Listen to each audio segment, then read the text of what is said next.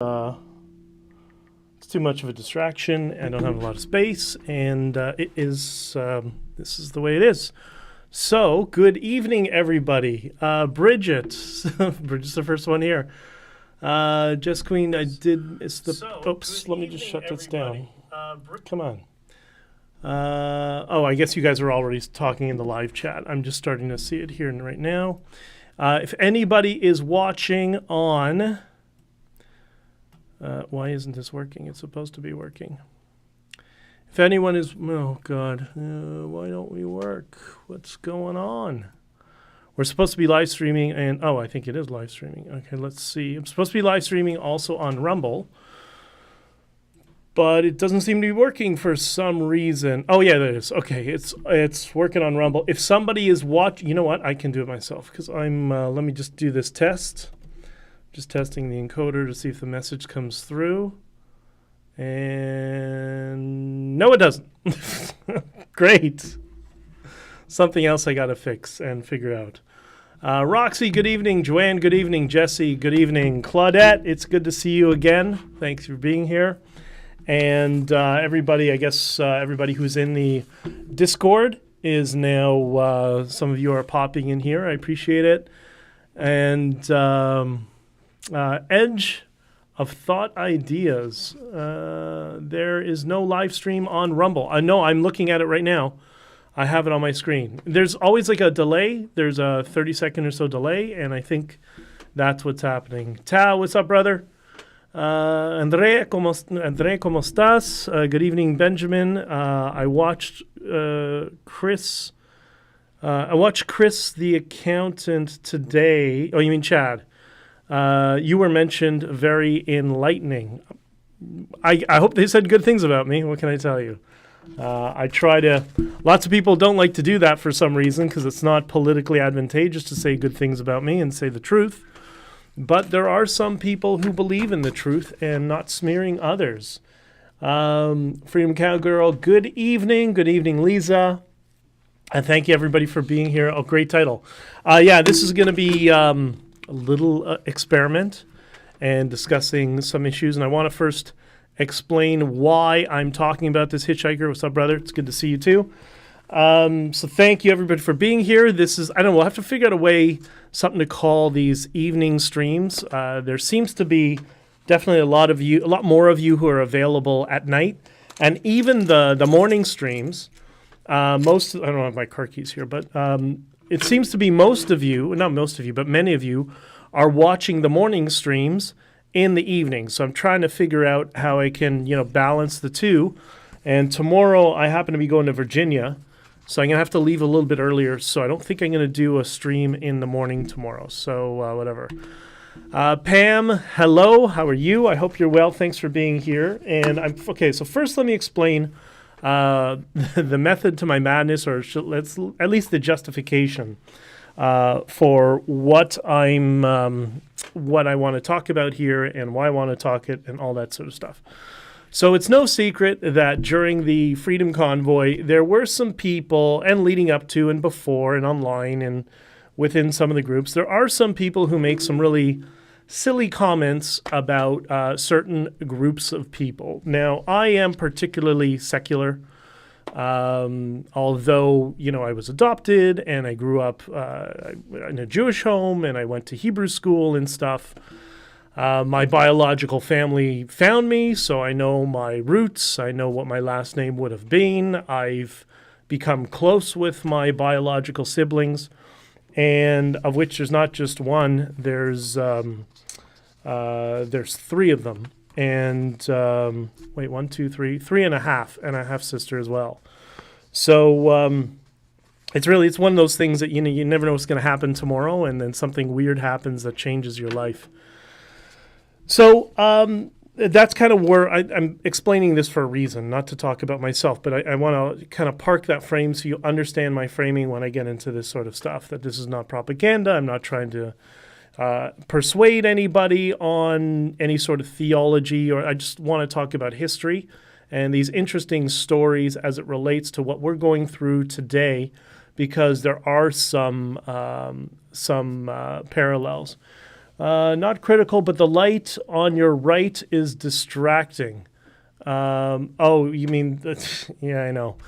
I don't know why the camera doesn't pick it up. It should be like one camera picks it up well, one camera doesn't. It's somebody who watches me bought it, and so because of that, it's kind of a memento of somebody who did it. Well, it is what it is. You know what? Maybe I can do. I have a question. Tell me if this is better, because this is what I did before. We'll fix the lights. I want everybody to be happy. I think what the issue is the contrast between the Joe Biden red devil lights, and I find when I change a color that's more in line with a similar hue to that, it's less distracting. Is that any better? Does that make it better? I don't know. You tell me. Angie, how are you? Miss Cheryl, how are you? It's good to see you. And thank you all for being here. You guys are awesome. Okay, so that's kind of where my frame is. So I'm not trying to proselytize people. I just want to share history and our common history and things that differentiate us and where we have that common ground. Because some people did, it's no surprise to any of us, there are some people who say some really silly things about certain groups and did so online leading up. Oh, Edge of Thought, you're here, test. Let me see if that goes into, no. No, it didn't pop up. All right. So the encoder's not working with Rumble. It's okay. If there's any, I'll keep Rumble open here. If I have separate comments, then it'll come up here. All right. So some of those comments are, came from certain people. Jeremy McKenzie comes to mind. He's one of those people who's really obsessed with Jewish conspiracy theories. One of the reasons I have a pet hate for him. And, I don't care. I'm a free speech absolutist. People can think whatever they want and say whatever they want. But I have the right to just dismiss them as a complete and utter lunatic who's just mouthy and knows nothing what he talks about. Okay, so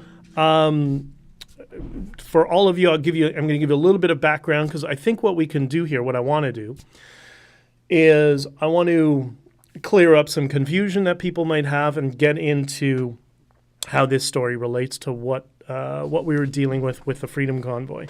The Jewish population is I'm a very secular, but it's a very small population. There's only 14 or so million Jews around the entire world. And personally, I am Canada first. I'm Canadian first. That is the first thing that is important to me, and that's the first thing that should be to everybody else. Like others, Jeremy, and others are just entertainment. No, he's an asshole. He's a complete asshole. He completely harassed not only myself, but other people I was working with for years. He got in the way of some friendships that I had with people. He's just a toxic prick. I'm sorry. That's just what he is. But to each their own, right? That's the reality of what he is. But anyways, so I am Canadian first. But what I found was very interesting is, I don't know, I'm sure many of you watched some of Jordan Peterson's biblical lectures and biblical lessons online. And there's another series of programs that I used to watch. Jerry, that's okay. You're the best. You're the best. I used to listen to a program, for those of you who know who Lewis Lapham is, or have read Lapham's Quarterly. There's a program that he used to air called The World in Time. And there's, when you see Jordan's lectures on biblical history, there's a lot of parallels between that and Lewis Lapham's work.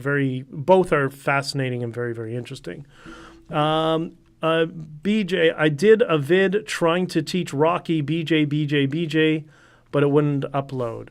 Okay, well, let me know when it works and throw it in the Discord server, and I'll post it onto Twitter.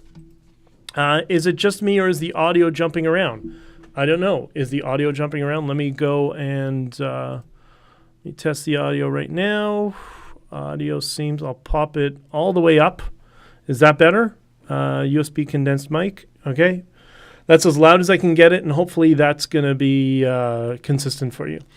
I just saw on Twitter that But Hurt Locker Tom is saying that Rowan from War Campaign is profiting from investigating Freedom Corp. The guy is a pathological liar. But Hurt Locker Tom. He was a pathological. I mean, I think he's mentally ill. To be entirely honest, you could see that in Ottawa, and clearly he's a few bricks shy of a load, and people are now finally starting to realize that. Okay. Anyways, so in the frame of Lewis Lapham, Lapham's Quarterly, The World in Time, Jordan Peterson's Biblical Studies, I think there's a lot of lessons, throughout history and ancient history as well, that are applicable to what's happening in the world today and what we went through in Ottawa and what's still going on. Because the saga continues as things evolve. We had the Rouleau Report, and now there's more legal actions and class action suits and all this sort of stuff. They're not necessarily new lessons for many of us who study history. During the entire thing, Jordan would understand this. I was thinking about the Dreyfus affair many times, dealing with that JCCF group of lunatics. But that's another issue. Anyways, one of the things that I guess I was fortunate enough to have was 13 years of private school, 13 years of private Hebrew school, where you learn both Hebrew and English. And for me, it's interesting because when you're learning that, you're actually learning ancient history. You don't go as far back as to ancient Mesopotamia. I mean, you kind of do, but you're really not focused on Assyrians, Akkadians, Sumerian civilizations. They're focused on, ancient Jewish civilization or ancient Israeli civilization. But whatever, it's a barometer to start with. And when you start learning that at a young age, and you learn the laws around it, which we'll get into in a second, I think that's why I figured, hey, why not take some of that knowledge and share it with all of you and find some of this common ground so we can get over some of the little bit of division that some people saw leading up to and during the convoy from some people who just say dumb things. So you can kind of clear the air so we're all on each other's side. We're on the same team. We all understand each other. Because one of the communities, despite the fact that Prime Minister Blackface was calling us racist, anti-Semitic, homophobe, all that sort of stuff, was the Jewish community, the religious Jewish community in Ottawa, were completely on our side. And their congregation came out every Sunday when Pastor Hildebrand gave his service and his sermon. They came out as well. I remember seeing them right on the left side of the stage every week, kind of scattered around up to Parliament Hill. And it was beautiful to see that, Pastor Hildebrand's a different religion, but they're all people of faith coming together to respect each other's faith. Everybody prays in their own way.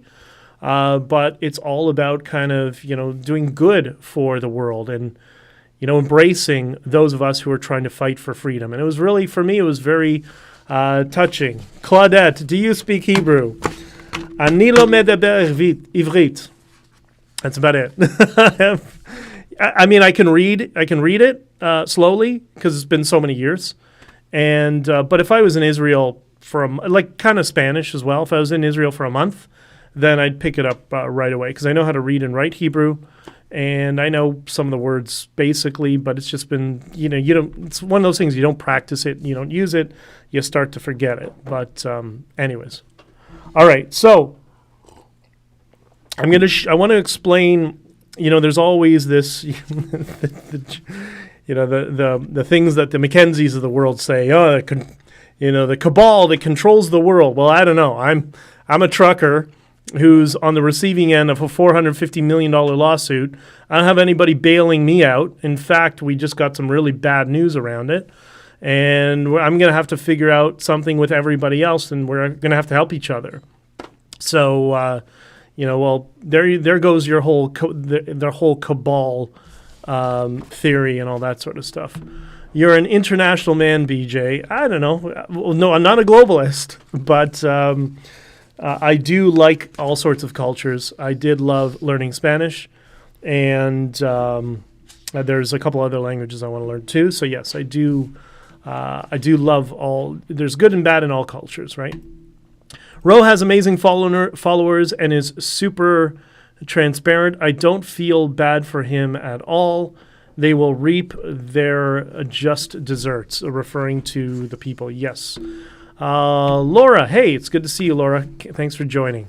BJ is a Renaissance man. Well, you know what's funny you say that? I remember many years ago, my friend's wife was very like, she threw this phrase at me that I hate, that infuriates me, which is, she's a master of, a jack of all trades and master of nothing. And I thought, what a lazy and stupid way to look at the world. The best thing is to be a generalist and learn something about everything so you get a good understanding of the world. And you know who is like that? You know who's like that? Bridget Belton. Bridget knows the corporate world. Bridget knows computers, at least from an administrative perspective, because she had run a business in the past. Bridget also can fix her truck because she drives and she knows how to fix it. Like, these are the trades of somebody who's a generalist who understands many things around the world, which is what I think we all need to do. Is that Renaissance? I don't know. I think it's just, good life advice to try to learn everything about everything. Learn Babylonian, Akkadian if you want to go beyond Hebrew. You want me to learn cuneiform? I don't know. But maybe we'll talk about that another time. So many stories in much of our theology are borrowed from other civilizations that came and went long before, right? Anyways, I'm sorry, BJ, I still get the drive. The judge and the lawyers are nuts. Yes, they are. Yes, it's not that they're nuts, it's that they're politically poisoned. It's another issue. What is the bad news? The bad news was the Chris Guerra, who ran Adopt a Trucker, and myself were trying to get funds released that we had raised separately from Freedom Corp. And for the purpose just of our legal defense, the judge denied us, and which is crazy because he gave it to the JCCF for Norm Groot, gave him $100,000 for the Mariva because those greedy pieces of garbage want to get their grubby hands on every little penny. So we just want to pay for a lawyer, and the judge denied us, so we sent it to appeal, and the judge denied the appeal without cause. He dismissed it. Just didn't even look at it. That's our legal system. Anyways, okay. So this I want to share with you a story that I think is kind of relevant to today and all of us, and kind of the spirit of the Freedom Convoy. I've spoken to Bridget many times, and Chris Guerra many times, to get a gauge of what they were thinking about, emotionally and passionately around the Freedom Convoy, and why her and Colin and them started the convoy initially. And I think that that parallels nicely over this particular lesson or story that I had learned recently, which dates back to the year 70 BC or BCE. For people who don't confused about that, when you're Christian, it's before Christ. When you're not Christian, it's before the Common Era, but it means the exact same thing, right? The birth and death of Jesus and the Gregorian calendar. I'm proud of you, BJ. Always have respect for your wires. Well, thank you very much. Maybe I'll get better over time, but I do love this. I love that you guys are coming together. For those of you who are in the Discord, that you're all getting to know each other and trading memes and videos and all that stuff, and you're all kind of forming your own friendships and relationships on the Discord server. I love that, and hopefully we'll grow that out. What can we do to help, BJ? I will let you know soon. I'm going to have a couple of meetings on Monday and Tuesday in terms of what we can do strategically, and I'll be talking to Bridget this week. Bridget and I are working on something, as well as Chris and some other people, so I will let you know. We need to be able to get means for us to defend ourselves, and I think also some pressure to be put on the JCCF that those whores are holding on to $5 million that they raised off our backs, and they're keeping all the money for themselves, telling people we're supporting the truckers. Well, guess what? I'm a trucker, as is Bridget, and I was pretty front and center during this convoy, as was Bridget, and we have nothing. We've been completely abandoned by them, and it's really frustrating. So all they need to do is maybe people need to start contacting the JCCF and say, hey, listen, you chazers, take some of the money and send it to Dichter's council so that council can represent everybody else. Right? Simple. So anyways, but we'll see. Remember that podcast I said Slimy Wilson was invited on? It's been canceled. Oh, what podcast was that? I don't remember. He's such a camera whore. It was so obnoxious. I've never seen that. He was worse than a 14-year-old girl in Ottawa. That's because we think, BJ, we are not sheep. Yeah, Jesse, Tamara was very disappointing to me in the interview with, you mean Rupa? I still had some hope from her till then. I didn't even see the interview. I'm, I'll get disappointed, so I don't even bother, right?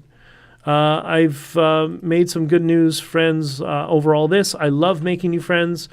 I'll be praying for all of you because it's certainly not fair what they've done to you guys. Well, thank you very much. Well, listen, I think all of us are finding each other. We can maybe come together.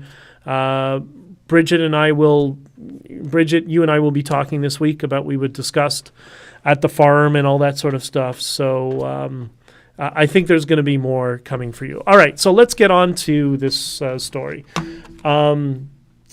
So the first, let me just first explain something for, this is kind of a little, I contacted the JCCF 2 years ago regarding their class action lawsuit, RE Ontario Superior Court. They wanted 1,200 retainer, spoke with Christine G, not impressed. Yeah, that seems to be what a lot of people think. All right. Okay, so to dispel some of the myths around Judaism, the Old Testament and the New Testament, the first thing that's important to understand, that our histories are intertwined. We're not all that different. We have a lot of similarities. That's why Jordan Peterson often talks about that Western society is built fundamentally on Judeo-Christian values. And there's value systems in both religions that we base our lives on. So that's why it gets really frustrating when people, like Mackenzie and others, just kind of always single out, oh, but the Jews. It's like, dude, that's like the origin of your faith, right? Like whether you like it or not, they're all interwoven. But something that's a distinction in Judaism that's not in Christianity, and it's going to relate to this story that I have. So in Judaism, the Bible is called, in Hebrew, the Torah. Same thing, okay?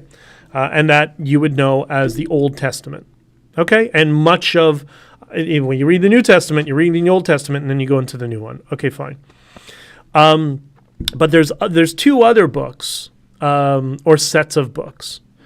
And one is called, she looked visibly uncomfortable. Who looked visibly uncomfortable, Rupa or Tamara? Just watched 2 interviews, Tamara, True North, and Trish Wood. I watched 2 interviews with Tamara, True North, and Trish Wood.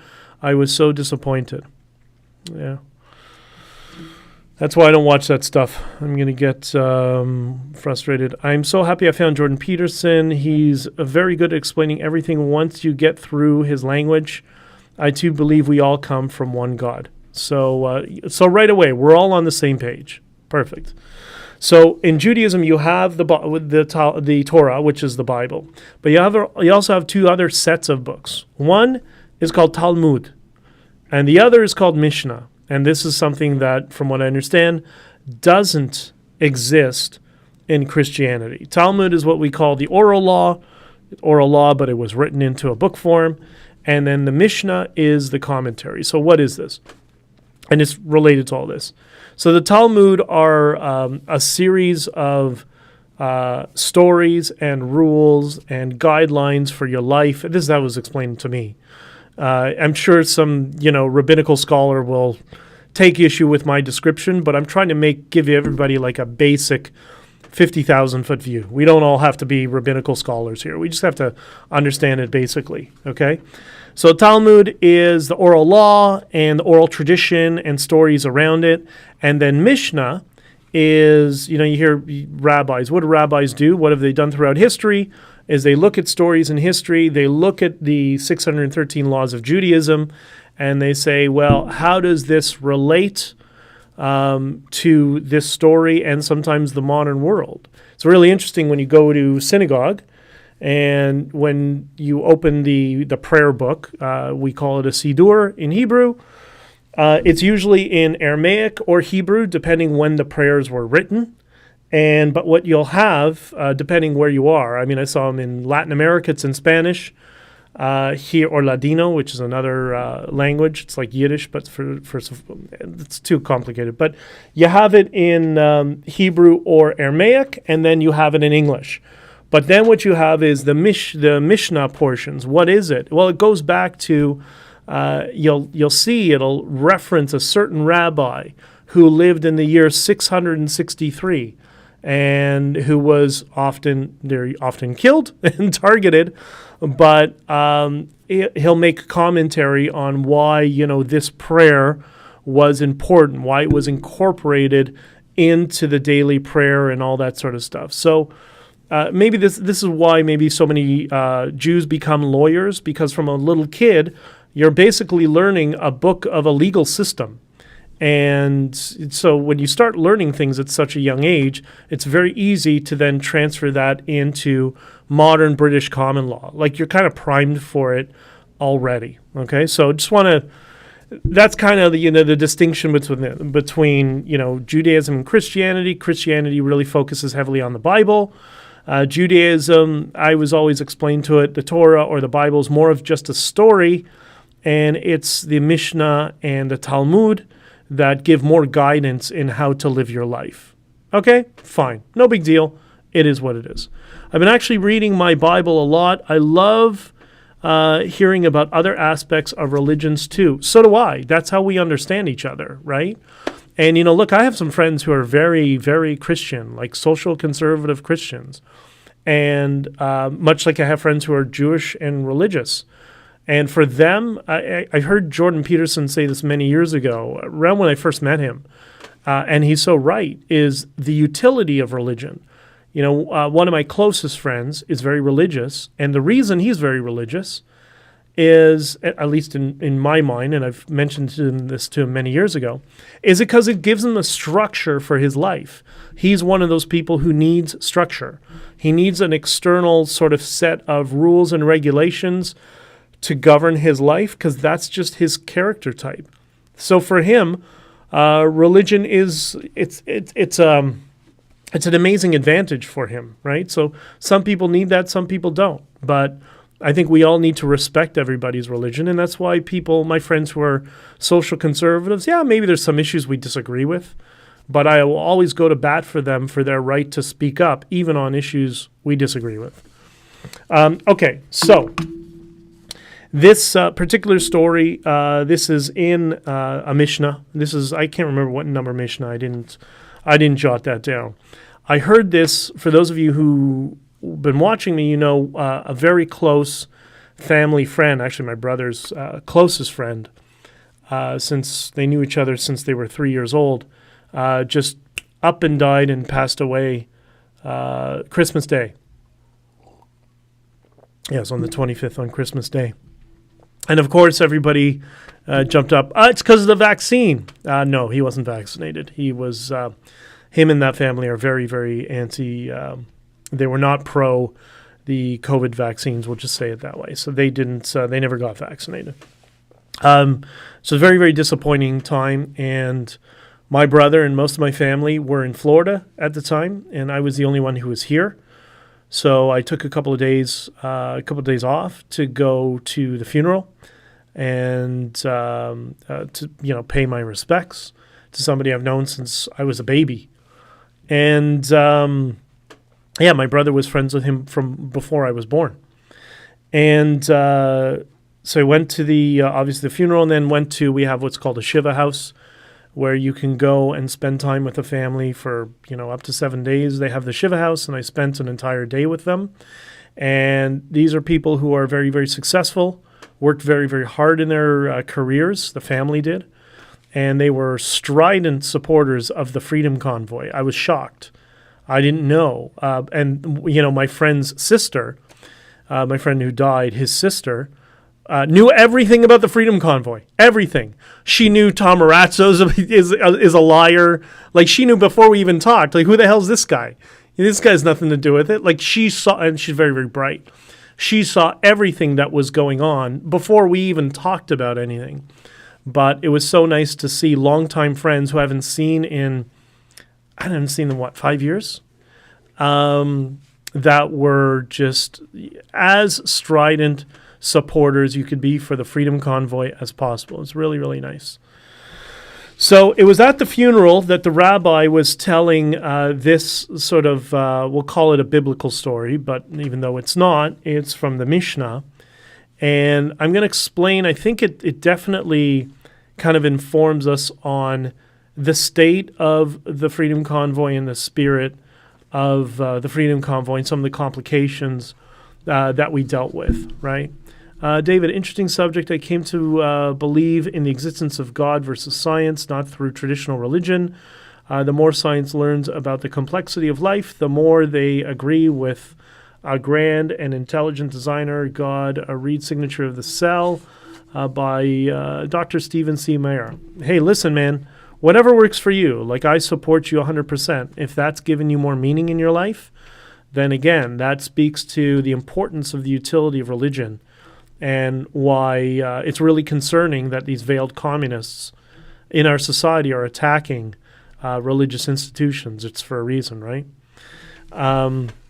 Okay, so this particular story is, I'm not going to tell a story. I'm just going to go through some of the points here and explain why I think it's relevant to all of us right now. And this occurred in the year, we're going back, it's not the 1970s, it's the year 70 BCE, or 70 BC, 70 years before Christ, when Vespasian came from Rome to conquer Jerusalem.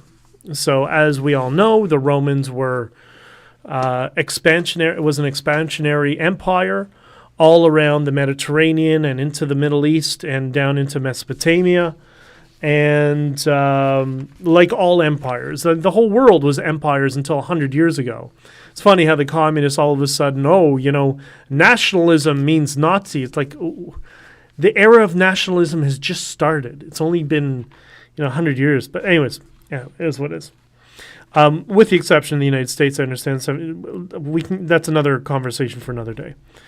So the Romans were engaged in the siege of Jerusalem. That was the next city. They had gone through various cities throughout the Middle East, Mesopotamia, whatever you want to refer to. And so the Romans were vastly stronger than the ancient Israelites that were in Jerusalem at the time. And there was a leader in their community, a rabbi. He was a kind of an academic scholar and leader, and his name was Yochanan ben Zakkai. Okay, ben Zakkai. And so he was trying to, while the Romans wanted to siege Jerusalem and burn Jerusalem, and the Romans were trying to convince the Jewish leaders to go to war and to battle, Yochanan was trying to trying to convince everybody not to fight.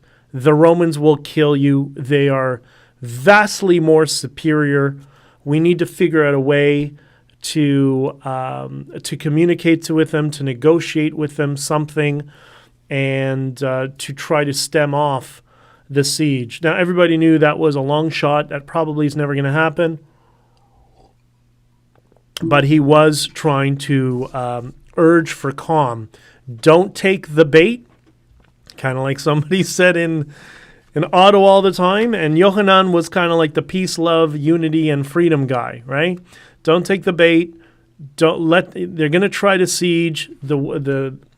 Israel is surrounded by a wall. It's going to be very difficult for them to do it. Just don't take the bait now. It's kind of what was going on. At least, look, there's all sorts of different interpretations of the reading of this. This is the interpretation that I was communicated to, and when I researched it, seemed to be somewhat consistent. I loved history in school. This sounds so familiar. Okay, that's awesome. Cool. Well, then you'll correct me when I'm wrong. Angie, this subject is fascinating. All right, cool. So, Yochanan ben Zakkai, finally, because this siege went on for something like seven months, I think is what it was. One night, because people kind of got to know each other. Romans had, you have kind of what's called today, not open source intelligence. What do you call it? When you communicate with each other, that sort of thing. They utter a threat. We're going to burn the city. Open your gates. No, we're not. Well, come fight with us. All that sort of stuff. So one night, Yochanan had two other rabbis put him in a coffin, and they put him in a coffin to take him out of the city of Jerusalem. So this is part of the tradition in Judaism we practice today, that when you die, you get buried within 24 hours. It's a very serious thing in Judaism. And part of it was to stem off, in the ancient world, to stem off disease. Now, they didn't understand the mechanisms of disease, but they understood the mechanisms of foul smell, of people would get sick when they're around foul smells, and bodies would decay. So for the purpose of hygiene, that just became a tradition. At least this is what we think. So Yochanan he hopped in a coffin. Two other rabbis took him out of the city. And it says in the Mishnah, I'm going to do a couple of quotes here. It says, they then removed him from Jerusalem and remained with him until the sun had set. So they exited the city and they remained with him. What does that mean? Were they walking with the casket far? Did they park it and sit down and have a smoke? I don't know. But and this is also very common in Judaism. So those 24 hours when somebody dies, there's a rabbi that prays for the person who died until the person's body goes into the ground. It's kind of it's a method of respect and trying to protect the spirit of the dead. And he's reciting prayers for God to accept this soul. We don't have, in Judaism, you don't have heaven and hell. That actually comes from Christianity. And Judaism is where Christianity gets it from. If you're a good person and you're a good soul in your lifetime, then you're closer to God in the afterlife. If you're a bad person, then you're farther from God in the afterlife. There's no actual heaven and hell in Judaism, which is so a rabbi spends the night with the body and prays for that soul to be accepted by God in the afterlife, which is, I'm assuming, what they were practicing here.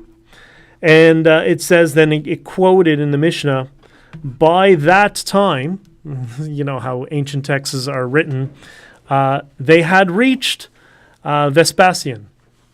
And when they reached Vespasian, it says, they opened the coffin, and he, Rabbi Yochanan, stood up before Vespasian. Vespasian then asked, "Are you Rabbi Yochanan ben Zakkai? Ask but for one thing, and I shall give it to you." And what it's inferring is that there was a relationship with the two, and despite being adversaries of one another, there was mutual respect. And we see that a lot. A good example in modern cinema is the movie Heat, when Al Pacino finally meets Robert De Niro. The two are enemies, but there's a respect for one another. And the idea is this is a similar sort of relationship. And this is where it gets to philosophical teachings that I think are important and relevant to us. That's a lovely ritual. You know, there's a lot of wisdom in all sorts of religions, Judaism, Christianity, and that there's, I don't know why it is, but there's such an emphasis on protecting the dead in Judaism. You often see, if you've watched Schindler's List, which Mackenzie said was fiction. That's Mackenzie, by the way. Sorry, I just hate the guy. At the end, there at the movie, if you remember, when they had all their survivors, went to Schindler's grave, and they all put stones on his tombstone. Do you know why they do that? And it's especially in Judaism, it's extra significant because, you know, Schindler wasn't Jewish. It's a tradition for Jews that Jews do to Jews.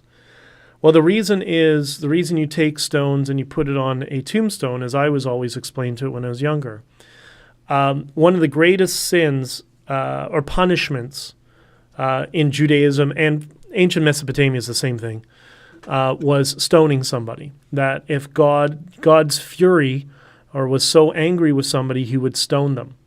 And the idea was you put the stones on Schindler's tombstone that no matter the bad things he may have done, because we all do bad things and good things in our lives, no matter what bad things he may have done, please, God, do not throw stones at this kind soul. Please accept him closer to you. That's the whole principle of why they're doing that. So they asked, Vespasian asked Rabbi Yochanan ben Zakkai. He basically said, you know what? I like you. We're enemies. I know you're trying to do your best, but it ain't going to happen. So I'll tell you what. I'll give you one wish. I'll grant you one wish. What would you like? And Yochanan was quite intelligent and understood the art of negotiation and what he would get and what he wouldn't get. And he knew, at least this is kind of the Mishnah, the rabbinical interpretations, that they believe he knew he wasn't going to get them to back away and leave Jerusalem, that they were determined to capturing Jerusalem, much like all the other cities that they captured for taxation purposes and for a whole bunch of reasons. So he knew that's not going to happen. So he had to ask for something that was obtainable, but that would have long-term positive outcomes. So what he said was, he asked the Vespasian, he asked him to save and give Yochanan the city of Yavne, or you can search it online. Jamia is also the other name that it's used. But in Judaism, we call it Yavnea. And so knowing that Vespasian would say yes to this, that's why he asked, because it was a small, not even a town, a little area well outside of Jerusalem, no threat to it, nowhere even close, in the mountains somewhere, that, kind of swampland in Florida. Like, all right, you want the swampland in Florida? Fine. So take it, and then, like Russell Peters, take it and go, right? That was the idea. And so Yochanan ben Zakkai was brutally criticized by his own people for this in the aftermath. How could you do that? How could you abandon us?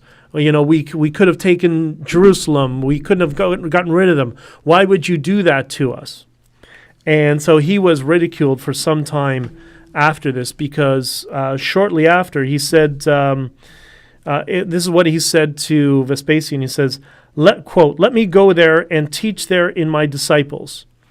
and all establish therein prayer, and all perform therein all the duties prescribed in the divine law. Because that area was an area of rabbinical teachings. That's where people would be studying. They would be studying Torah, because at that time, the Jewish civilization had been a couple thousand years old already. So that's where rabbis would go study history and would write Torahs, and they would, do Mishnahs and all that sort of stuff. And everybody was like, "Who cares? It's in the middle of nowhere, Jerusalem. Why would you take that?" Because he knew, as I said before, that would be obtainable. Getting the Romans to back off from Jerusalem, he would have just said, "No, sorry, can't give you that," and he would have lost his one wish. At least that's the interpretation. So Vespasian granted Yohanan this one wish and gave him the town of Yevna. And that became a safe haven for those to leave and to go there and to study and all that sort of stuff. And then Yohanan, after when they came to that agreement, when he said, "I'll give it to you," he said to Vespasian, and this is, I'll explain this in a second. He says, quote, "You are destined to rule over the Roman Empire." And Vespasian asked him, "How do you know that?" He replied, "I am told that in the holy house will not be given into the hands of a mere commoner, but rather into the hands of a king, as it says in Isaiah 10:34. He shall cut down the forest thickest with an iron instrument, and Lebanon shall fall by a mighty one." In sales, this is called addressing buyer's remorse, telling him essentially, "Thank you for giving us this territory. You are going to be a great leader for Rome." And, that's that. Again, buyer's remorse. Don't worry. We're going to go there, and you're going to be a great emperor. No more than 2 to 3 days had passed when a message came from Rome to Jerusalem informing him that Caesar had just died and that they have nominated Vespasian to head the Roman Empire. So it was a good hedge to say that, because that now if this was a sales or a negotiating transaction, now Vespasian sees, okay, this guy does have a connection to divinity. I've granted him his wish. They'll go do their thing, and now I am the emperor of Rome. Unfortunately, on the 9th day of the Jewish month of Av, the Roman Empire ultimately destroyed the holy city of Jerusalem with its temple. And the temple is the Wailing Wall. I'll just give you a little background of that. You know how often when you look at pictures of Israel and Jerusalem specifically, you see pictures of usually religious Jews praying in front of a wall, the Wailing Wall, that old wall. And, when politicians go to Israel, they always go to the wall and they put a message. Sometimes they'll write a little note and they'll put it in the bricks.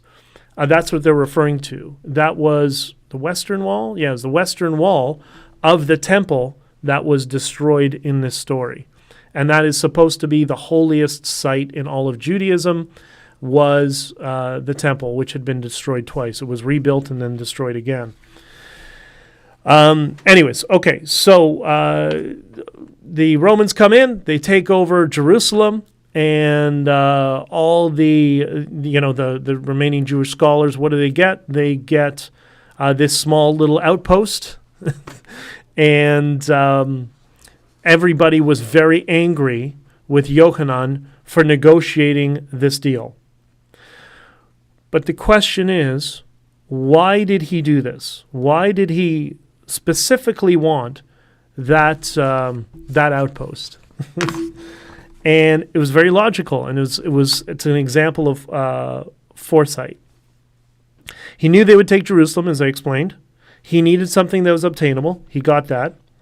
He got something that seemed inconsequential to the Romans, but was hugely significant to the Jews, to the point that the Jews didn't understand how significant it is.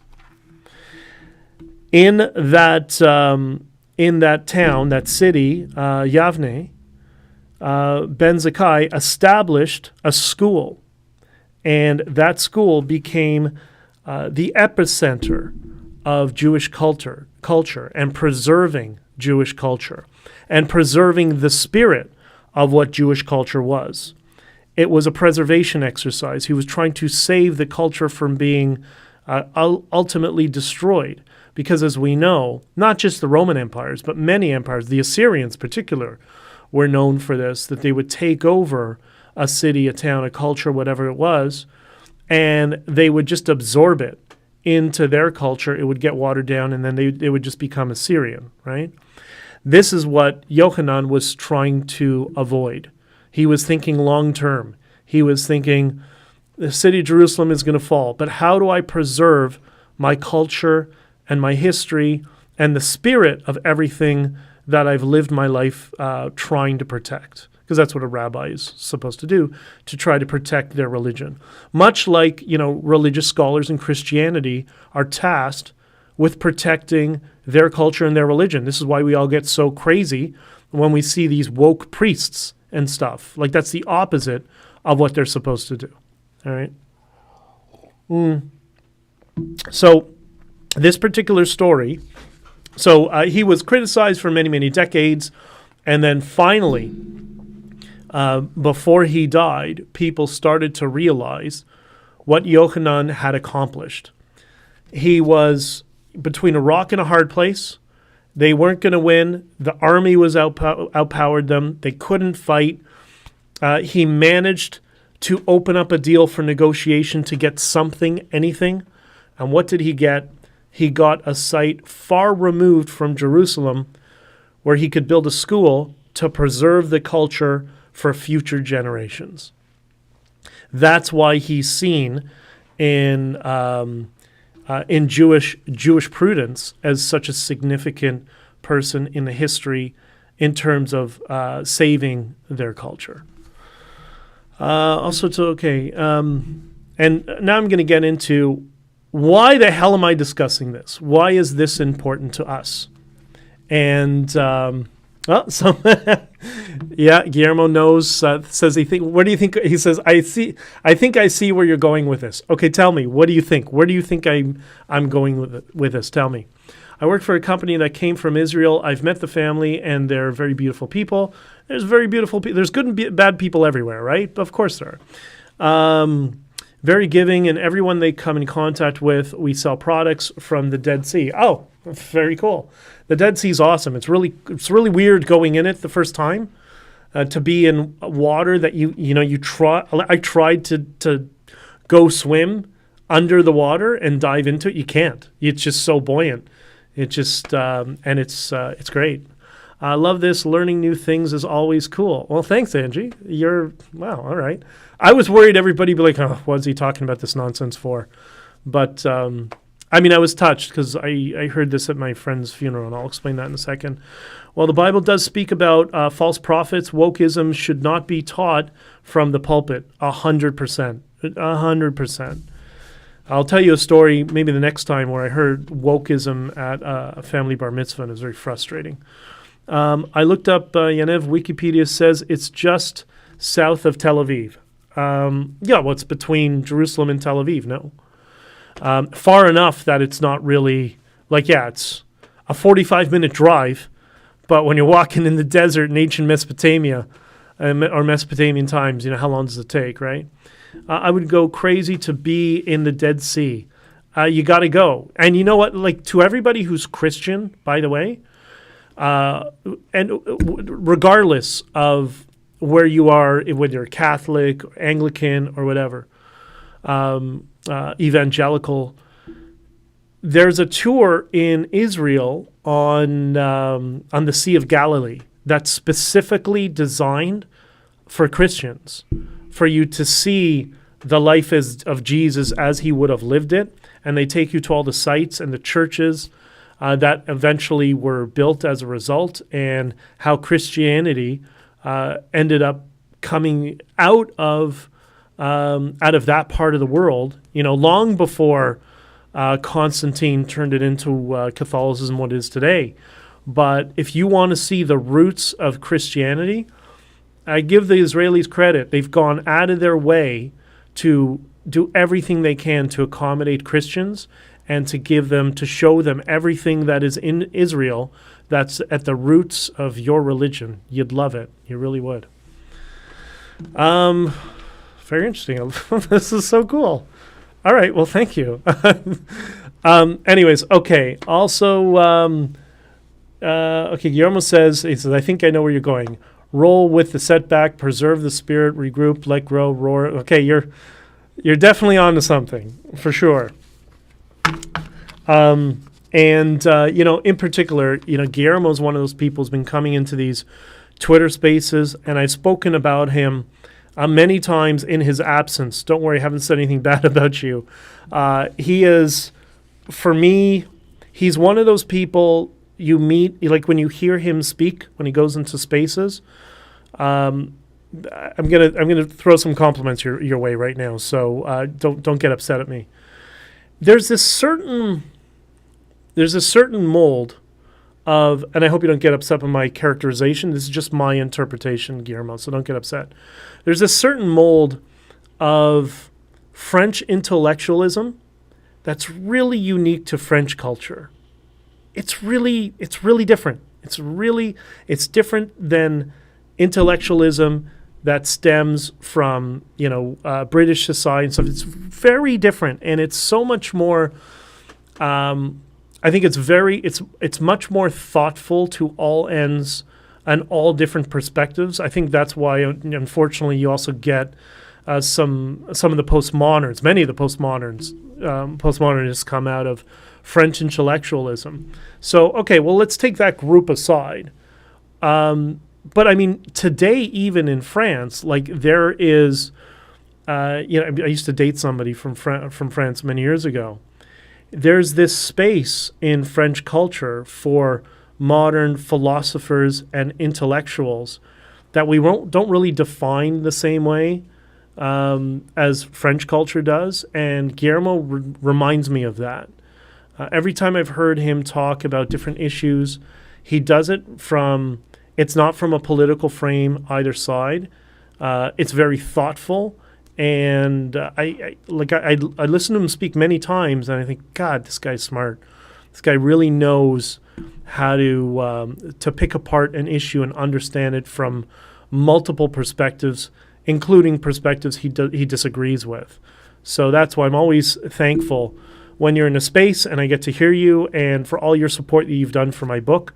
That's why for me it was hugely significant that you went out of your way to buy my book and to put it into coffee shops for people who would disagree with it, for them the opportunity to read. Like that's that French intellectual thought process of, I'm going to take this and I'm going to put it in front of people that are suffering cognitive dissonance in the hopes that somebody is going to wake up and at least give it a try. So anyways, Jean-Jacques Rousseau, exactly.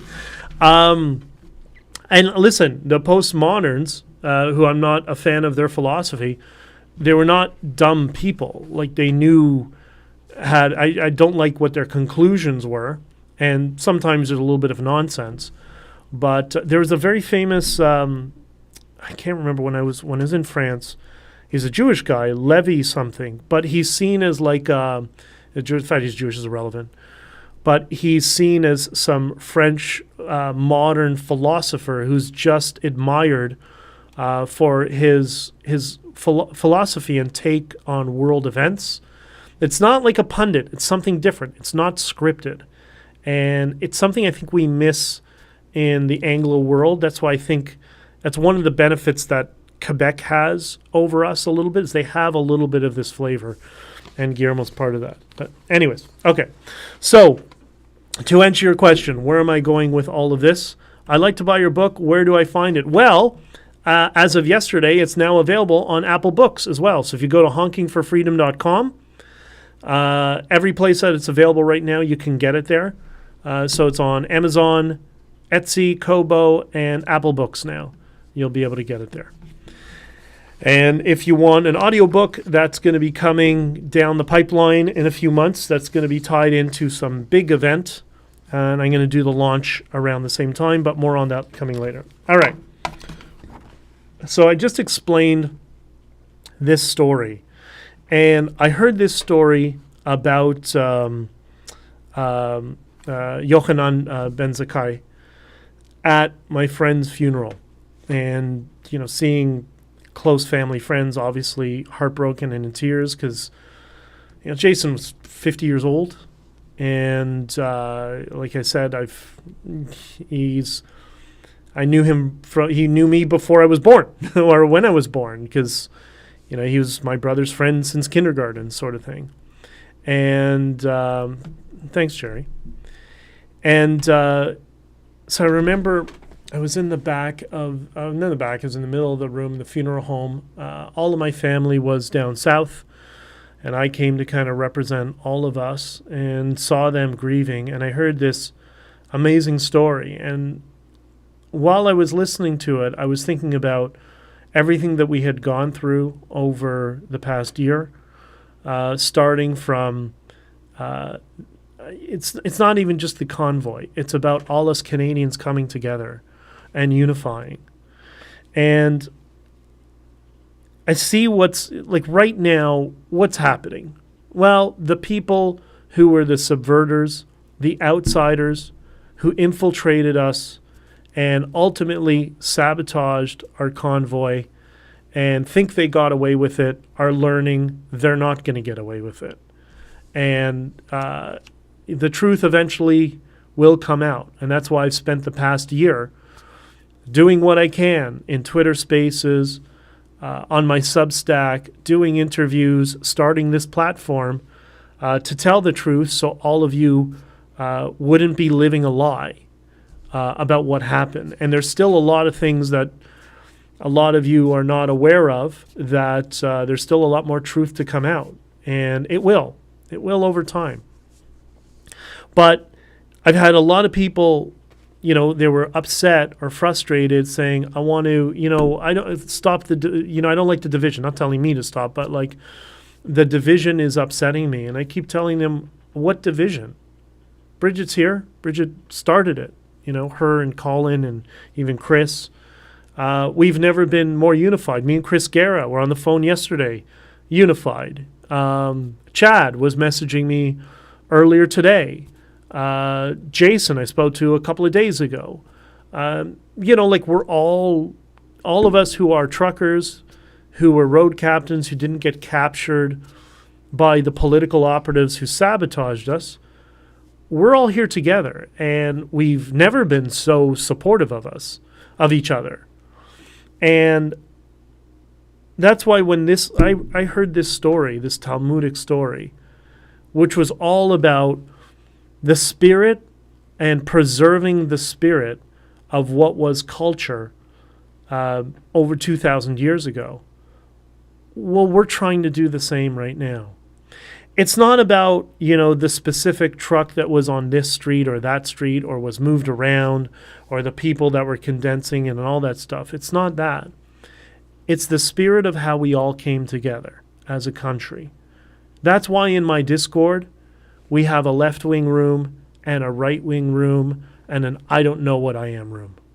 So all of us can continue to talk to each other the same way we came together despite our differences in Ottawa, our political differences, but we were all aligned on the basic principles of freedom.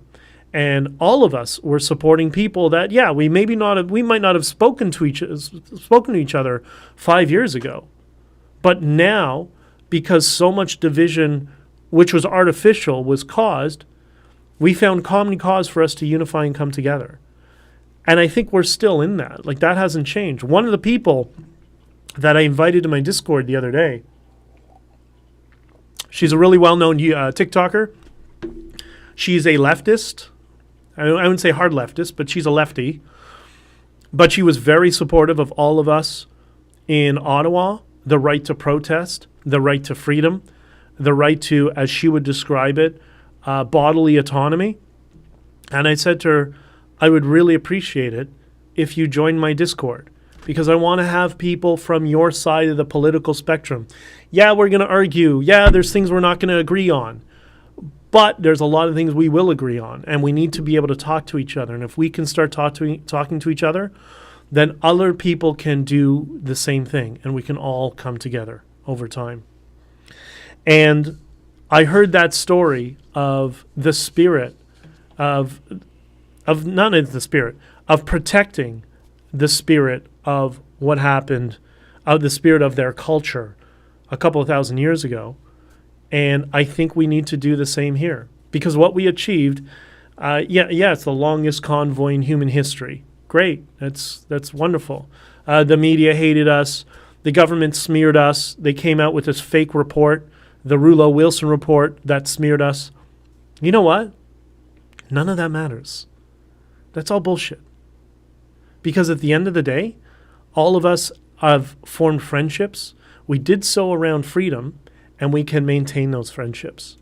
And if we can do the same thing that this Yochanan ben Zakkai did a couple of thousand years ago, and we can maintain the spirit of what we accomplished, and it's not about egos, who's in charge, who did this, whatever. It's not about that.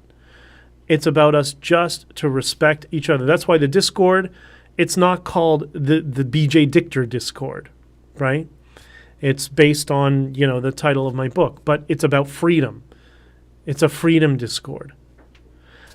In this summer, there's going to be a massive freedom festival that's going to be put on by people who supported us in Ottawa financially with a lot of money. These are the Bitcoin people. And they're doing this 4-day-long freedom festival, obviously around Bitcoin and stuff, but they want to honor the Canadian truckers. And they've asked me, and I've spoken to Bridget about this already, to try to bring as many Canadian truckers as possible, because they want to honor us and celebrate us and thank us for helping to lead, in their minds, lead the world down this path of freedom, to push back against the authoritarianism. You talk about, encapsulating the spirit of what we accomplished in Ottawa. That's going to be the next step.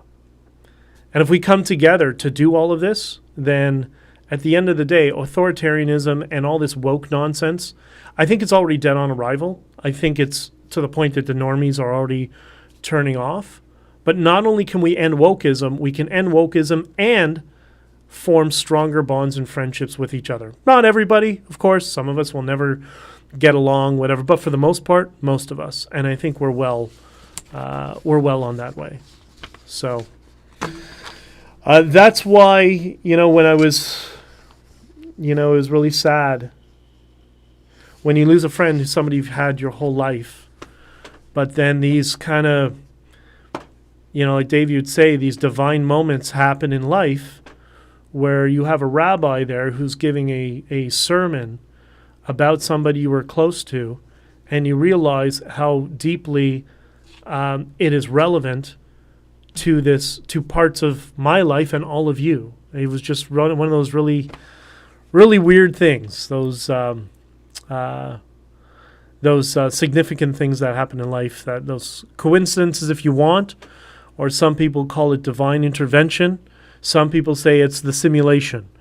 Whatever makes you happy. It was just really weird. I'd hope that some of the truckers would talk to each other. Yes, we are. There's a whole bunch of us that are talking to each other right now. But we're on the road too. Like I'm going to be in the truck all this week as well.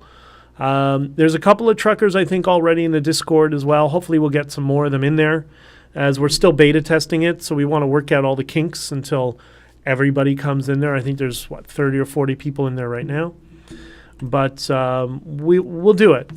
Guillermo says, also the detachment from politics, 100%. The detachment from political parties. You're an individual. You're not part of a collective. You can vote for a party, obviously, but it's not your identity. Like when people say, I'm a conservative. I remember, a friend of mine, I was involved, somebody I'm very close with, who I have a lot of respect for. We were involved in a project together, and he was on the CBC. And the CBC asked him, I can't remember the exact question. It was something about identity politics. something about him being a conservative or whatever. And he responded to him by saying, I don't know where you get that, man. He didn't say man, but he might have. Actually, he might have. He said, I'm a conservative, I'm a liberal, I'm a biker, I'm a doctor, I'm a whole bunch of things. I'm not one label. I'm so much more diverse as a human being. To trivialize me down to just one label, it's rude and insulting. And I think that's the spirit of what Guillermo is. That's why when he speaks, it so resonates with me, because he's one of those people, like Stephen Hicks, who rejects the single label for himself. I think we all have to do the same thing, and we need to stop running to labels, running to liberal, conservative, right, left, progressive, whatever. We need to be individuals. And I'm going to talk about this when I get a whiteboard in here. I'm going to expand upon what I spoke about on Michaela Peterson's podcast, and I actually just did with Robert Breedlove. That podcast is going to be out on March the 11th. People ask me who are not in Bitcoin. I describe him, I don't know if this is accurate, but I describe him as kind of like the Jordan Peterson of Bitcoin. Really, really smart dude, good dude, venture capitalist, investor, but very spiritual, a very, very spiritual guy.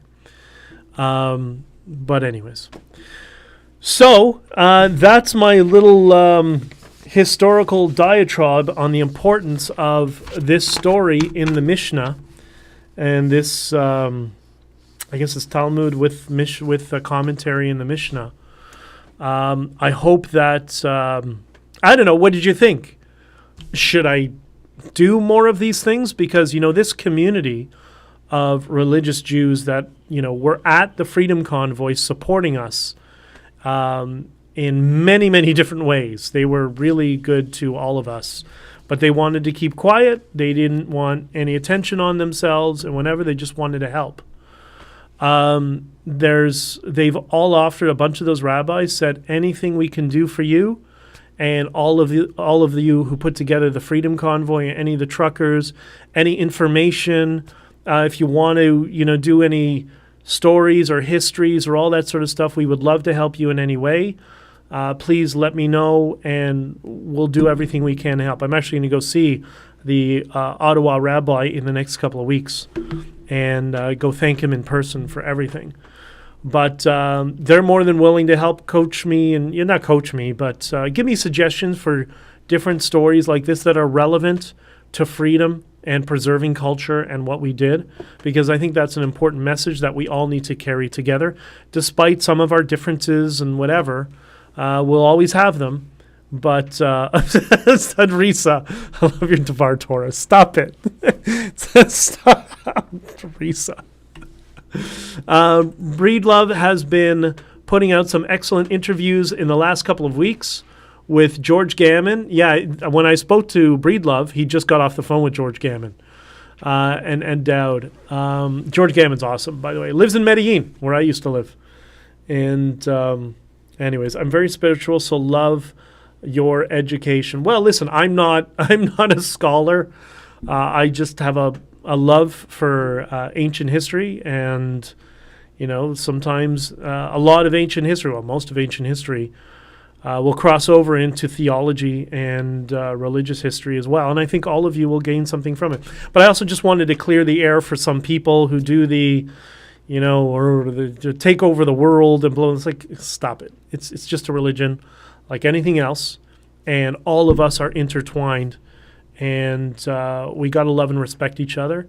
And, there's differences we may not understand about each other sometimes. It is what it is. Doesn't mean we lack any respect for each other. This was great, BJ. You're doing a great job. Just continue to follow your heart. Well, thank you. That's very awesome. I think we need the Jewish community to have more visible in the freedom movement. Yeah, well, that's the other thing with the conspiracy theories. You want to talk about the most divided community in the world? I give you the Jewish community. Everybody's an expert. Everybody knows everything. Nobody else knows what they're doing, and nobody can agree on anything. Right, Risa? Right? Risa, is that not true? Yeah, it's great when they say, "Oh, they're all collaborating together." What are you talking about? Like, we can't agree on the same color, on what color the sky is. Like, you got to understand how divided that community, and like many communities, but I think they're even worse. That's just my experience. But thank you. I appreciate it, and I love heart. You're awesome. Lynn, you should come to our meetups. Yeah, Lynn is absolutely wonderful. Thank you for being here, Lynn. Me and Lynn met, I don't know, a couple of months ago down at the beaches, and thank you for being here. You're the best. Guillermo. Try not to cough. You can tell I'm not a drinker. Guillermo says on locals, he says, I find it really interesting. There's a schism between people who expect the Freedom Convoy as a political opportunity and others, like us, I presume, who experienced something transformative or spiritual, 100%. Maybe our current struggle with authority is what sacred books are made of. Yeah, no, I 100%. And I would like to do that. I mean, there are people who tried during the convoy, and this is why they infiltrated. They tried to couple the Freedom Convoy to a political party, and multiple political parties did. I was trying to stop that the entire time. That's why they all kind of took a dump on me and smeared me and whatever, because I would not allow that to happen. I was the one there that was blocking all of it. I shouldn't say I was the only one, but I was very strident in that. And I think it's important that we decouple this alignment with political parties, the Freedom Convoy, and as being something separate.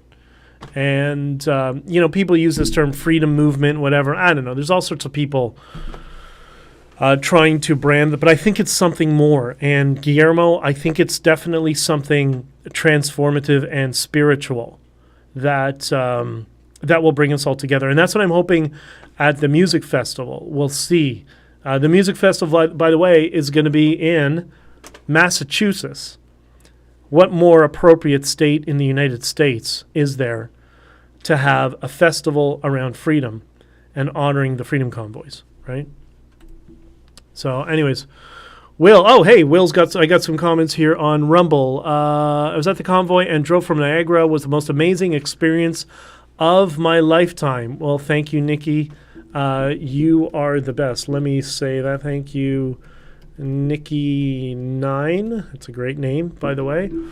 Will, first of all, you have to understand what communism is. I agree 100%. Real communism, the Soviet communism, the basic. Listen, you're talking to me. You speaking my language, brother.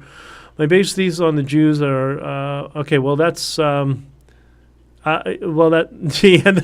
not say that, Will, because that's not accurate. Talmudic Buddhism is Babylon. All right, Will, we got some work to do. We'll talk, but thank you for commenting. All right. Anyways, so on that note, I think I'm going to shut it down. If there's anything else, I'm not allowed into the United States unvaxxed. Agreed. And I think that's finally, they're dropping that in April is when they're finally going to get rid of it. And listen, I know from going into the United States a couple of times a week, there is no appetite for this, and it's killing the Biden administration as well as many other things are doing that. So I don't think, Lynn, you're going to have to worry by the time this festival is held this summer. Pierre tried to use the freedom movement, but it's now falling apart around him. Yeah, I think Pierre was also set up. I've mentioned that in Twitter. This whole, do you want me to talk about this at some point? The Christine Alexander and the setup and how that was basically designed to weaken. It was a complete setup. It was, if you know, like, you've seen political strategy on the inside and how things work out and how things are planted. That's exactly what happened. Thank you graciously to any guardians watching over us. Well, that's a nice thought, Tom. I agreed. I heard, Brenda says, I heard March 1st to drop the mandates into the United States. Yeah, it could be. And, by the way, it's at the discretion of the officer. So I know people have gone into the United States unvaccinated, and I know people have gone into the United States and they were stopped because they weren't vaccinated. It just depends on how you get. I personally, on the commercial side, in trucks, we've never been asked. Not once, not one time going into the United States was I ever asked for a vaccine proof, as was every other trucker I know. They all tell me the same thing. Thanks, BJ and Freedom family. This made my weekend. Oh, that's awesome. Cheryl, thank you. You're so great. God bless everybody. And God bless all of you. Lynn Brooks, Christine Anderson, and yes, that's a good subject. Okay, I'm going to put it on the roster this week and try to explain it all to you. Whether you like Pierre Poilievre or not, I think the party is ruining him. Like I've always said, Pierre's not the problem. It's the apparatus around him that's the problem. And a group of people just conspired to pull the rug out from underneath him. And but what can I tell you? I'm not crossing until legal on principle. Listen, I'm with you on that. I understand that 100%. I'm going to get my passport then. Thanks for tonight. Well, my pleasure, Jerry. I've never been asked since before New Year's. Drove across many times. So, yeah, so people are having all sorts of different experiences, and that's just government being as incompetent as government is. So, anyways. Okay, an hour and 20 minutes in. It's time to go. I don't want to. There's so many people now joining these chats, and I thank you all. You're amazing. I really appreciate it. For those of you who are in the Discord, keep enjoying the Discord. For anybody who wants to join, we're still beta testing because we're going to try to make it as calm and peaceful an environment as possible, which is going to be difficult when people are across the political spectrum. But we're doing it in a certain way that should be achievable, and it should be a good, comforting space for everybody, even when you're talking to people that you disagree with. So if you're interested in joining the Discord, please let me know. And now available on Apple Books is Honking for Freedom. And if you know somebody who hasn't read it yet, we need to get the story out about how we all came together as a country. This is it. And given what's happening with the legal stuff, I'm going to have to sell a lot of books this year to cover some of my legal expenses. And we're going to have to come together to help raise money for some of the other truckers who don't have any representation now. The representation is lined up. There's a few lawyers that we have for a few different people, but we just got to get it funded. So we're going to work on that soon. So it is what it is. I'll find you on Twitter too. Thank you, Jerry. It's simple at BJdichter on Twitter, and you'll find me. I heard the movie was too. Tamir's writing. Yeah, well, everybody's writing a book. I don't know.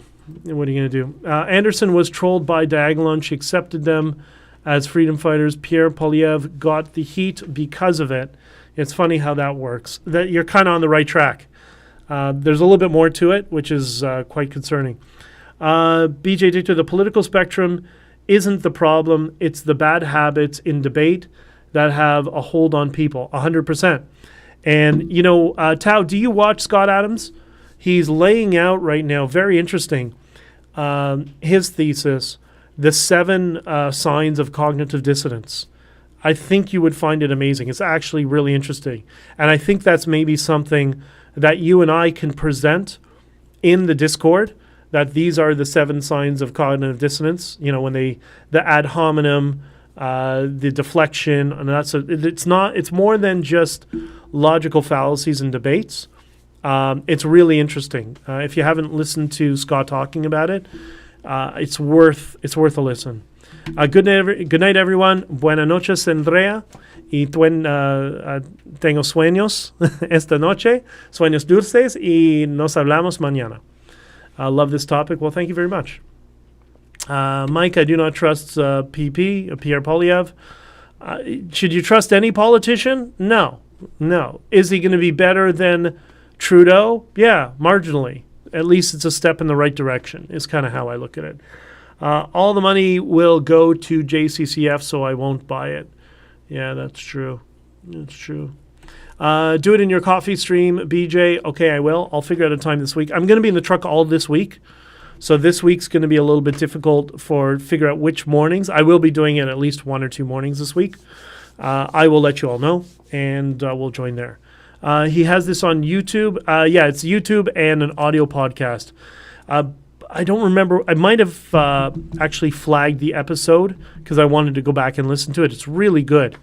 But if you try on YouTube, Scott Adams, because he's really good at indexing his episodes, try Scott Adams' Seven Signs of Cognitive Dissonance. That might really help for us to put maybe in like the announcement room, or sorry, in the in which room? Let me see which we got. Maybe it's something we would put in the information channel, or maybe have in a debate advisory channel that just kind of shows, because that would be so useful. That will prevent a lot of people from getting into fights over nonsense. We have to get rid of the uniparty. Yes, we do. Well, listen, when the Conservative deputy leader is a woke supremacist who was a lobbyist for Katie Telford's lobby firm, Katie Telford being the chief of staff for Justin Trudeau, that's a problem.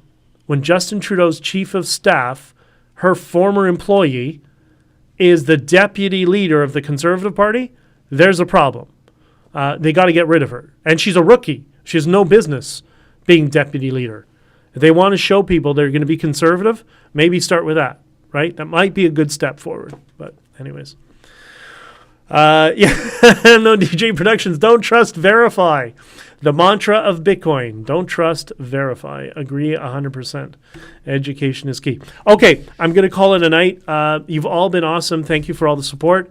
I hope you like this. And if you did, then I'll, over time, I'll look to see what other stories we can look at that are, Jordan does the biblical studies. A lot of people do biblical stuff.